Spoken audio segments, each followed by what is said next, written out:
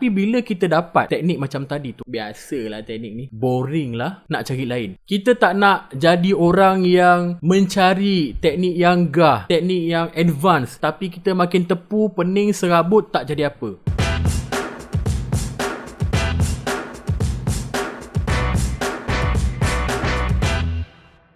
Bila kita dengar bisnes yang jualan dia naik, jualan dia meningkat, bisnes dia berkembang, apa yang biasa kita buat? Ramai orang akan tanya, macam mana dia buat? Apa teknik yang dia pakai? Betul tak? Saya nak bagi tahu tuan-puan, ini soalan yang salah untuk kita tanya. Tuan-puan pun mungkin dah bertahun-tahun bila dengar cerita orang berjaya, tanya teknik apa dia buat. Dengar cerita orang berjaya, macam mana dia buat. Tapi lepas dia bagi tahu pun, atau bila kita tahu, kita dapat pun, kita tak tahu apa nak buat dengan apa yang kita dapat tu. Kita makin blur dan tak tahu nak buat apa. Sebenarnya, kalau kita ambil contoh, peserta Business Strategic Game Plan yang berjaya, Tuan Syafiq buat bisnes fashion, Julai jualan dia 2,700, Ogos jualan dia 26,000, naik hampir 10 kali ganda. Tuan Izman buat takaful sebelum ni, bila PKP drop, tak boleh nak jumpa klien, dia buat bisnes baru. Dalam masa sebulan setengah lepas buat bisnes baru, dapat jualan lebih 40,000 dan income dia 4 kali ganda. Tuan Fatih Irfan, student umur 21, buat dropship Shopee. Jualan bulan 5 dia, ada tak ada.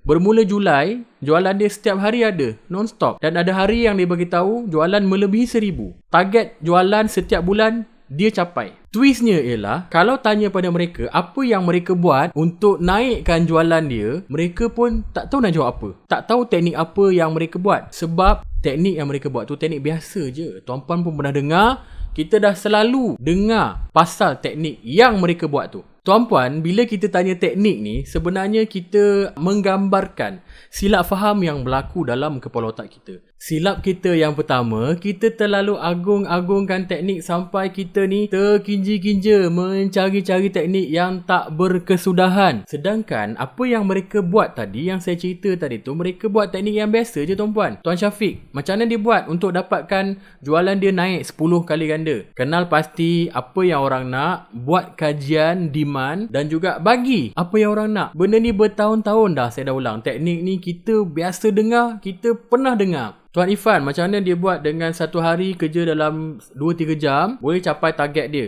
Sebenarnya dia tetapkan target yang jelas. Bila dia tahu target apa yang dia nak capai, dia tak lagi terkejar-kejar buat benda yang macam-macam. Buat target dia, fokus buat kerja 2 jam, 3 jam, satu hari dah cukup untuk capai target dia. Tuan Izman, apa yang dia buat? Sembang dengan dia punya target market, buat survey, perhatikan apa yang orang nak supaya dia boleh sampaikan mesej yang unik, yang tak sama dengan penjual produk yang lain. So itu je apa yang mereka buat. Teknik biasa je kan? Bukan tak pernah dengar. Tapi bila kita dapat teknik macam tadi tu, apa yang kebanyakan daripada kita akan buat? Biasalah teknik ni, boring lah, nak cari lain. Cari lain sampai kita puas. Tapi adakah kita puas? Kita takkan puas bila kita agungkan teknik, dapat kita nak cari benda yang baru pula. Itu silap kita yang pertama. Silap kita yang kedua, kita main ikut-ikut. Kita tak faham luar dalam, root cause-nya apa. Kita tak faham hujung pangkal kenapa teknik itu dibuat sebegitu. Bila kita tak faham, ada masalah berlaku, kita akan give up. Kita akan putus asa sebab kita tak tahu kenapa benda tu jadi macam tu dan apa yang kita patut buat untuk kita betulkan. Sebab kita main ikut-ikut je teknik tadi tu. Silap yang ketiga, kita jadi makin tepu, makin serabut. Sebab kita suka kumpul teknik, kita terginja-ginja pergi belajar teknik itu, teknik ini, kita ada banyak teknik kat kita. Dan disebabkan tadi kita tak faham apa hujung pangkal teknik yang kita ada tu, kita akan ada teknik yang sangat banyak. Lepas tu kita tak tahu mana satu nak buat. Kita akan tepu, jam pula. Satu benda pun kita tak boleh buat. Sebab itu, kita tak patut tanya pasal teknik tuan-puan. Jadi sepatutnya kita tanya apa? Apa soalannya yang kita patut tanya kalau kita tak patut tanya pasal teknik? Soalan kita patut tanya ialah, orang jenis apa yang mereka jadi sampai mereka boleh capai target mereka tu? Orang jenis macam mana yang kita kena jadi supaya kita boleh jadi sama macam mereka, boleh dapat target yang kita nak, boleh tingkatkan bisnes, boleh bina bisnes kita jadi bisnes yang berkembang. Bila kita tanya soalan apa jenis manusia yang kita kena jadi, fokus pada diri kita yang membuat teknik. Kita tak lagi fokus pada teknik-teknik luaran ni. Ini yang kita tekankan dalam Business Strategic Game Plan, BSG. BSG tekankan bukan pada teknik tapi pada pembuat teknik, pada diri kita sendiri. Punyalah kita tak tekankan teknik, kita tak ajar teknik pun. Kalau tuan puan tanya, kelas ni ajar teknik apa? Tuan puan dah salah soalan macam tadi. Akan jadi pening, akan jadi serabut, akan jadi tepu balik. Jadi BSG ni ajar apa? Kita ajar yang pertama, cara berfikir pasal bisnes.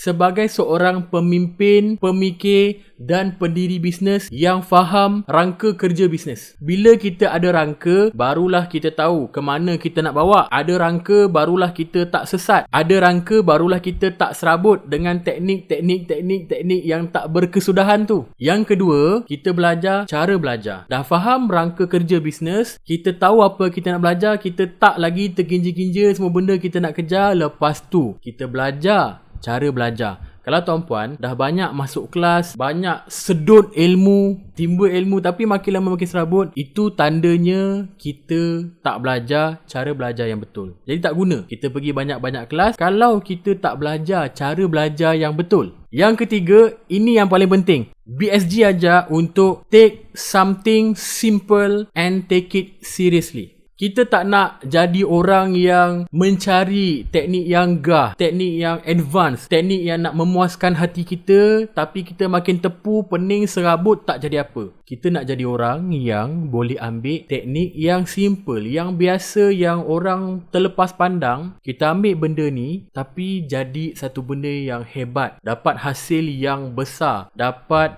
hasil yang luar kebiasaan. Barulah betul. Take something simple, take it seriously. Macam mereka tadi. Sebab tu kalau kita tanya pada peserta BSG yang bisnes dia naik, jualan dia meningkat, boleh bina bisnes yang berkembang, apa teknik yang dia buat, mereka tak boleh jawab. Teknik tu biasa je. Bukan pada teknik, tapi pada jiwa mereka yang faham teknik tu dan jiwa mereka yang membuat teknik itu dengan bersungguh-sungguh selepas dia kena basuh dalam kelas BSG ni. Jemput hadir kelas BSG untuk cuci otak, sental otak tu dan betulkan diri. Jadi macam mereka tadi, betulkan diri, jadi pembuat teknik yang baik, bukan lagi terginja-ginja kejar teknik tak habis-habis sampai tepu. Cepat faham belajar. Dalam BSG kita belajar copywriting 10 minit je tuan-puan. Peserta cakap bertahun-tahun belajar copywriting, tak faham. Dalam BSG belajar copywriting 10 minit je. Paling lama 15 minit. Terus faham. Kenapa? Sebab kita dah cuci otak dan kita bukan fokus pada teknik, kita fokus pada diri kita yang lebih memahami teknik itu dengan minda yang telah dicuci. Seterusnya, kita boleh berfikir dan bertindak dengan tenang dan waras. Kita duduk elok-elok, buat, kerjakan apa yang kita patut kerjakan dan kita tak lagi melompat-lompat mengejar benda yang tak apa bendanya.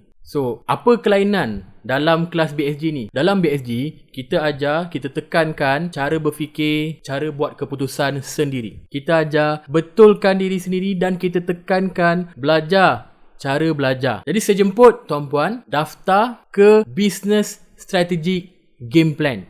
Kita jumpa dalam kelas nanti.